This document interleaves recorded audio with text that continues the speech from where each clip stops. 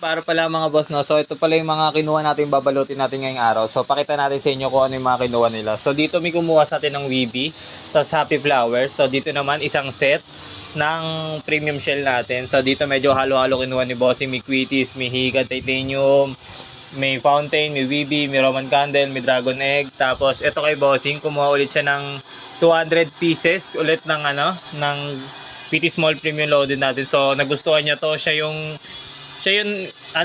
nagbabarage ng quitis natin kung nakita nyo nakaraan sa story natin. So ito kay Bossing naman, humabol siya ng kabase kasi may natira kanina. So yan, medyo marami rin ginawa niya. Halo-halo rin to, KK, kabase, Weeby, Happy Flower, tas Crying Cow mga boss. So ito naman kay Bossing, ito yung magpaawat. So ito ito yung ginawa niya, tapos dinagdag niya to nung huli. So yan mga boss, hinabol niya na rin yan. So ayun, sa mga gusto pang kumuha, meron pa tayong mga available, direct DM lang kayo sa FB account natin. So habang may pa freebies pa tayo. So sa ibang items natin medyo naubos na kasi medyo marami rin nagpatabi. So itong mga to, mga bayad na to, tsaka lalamove lang to mga boss, kaya hinahayaan ko sila magpatabi. Tapos yan mga boss, so sa mga gusto pang kumuha ng mga available natin, direct PM lang kayo sa akin. Peace.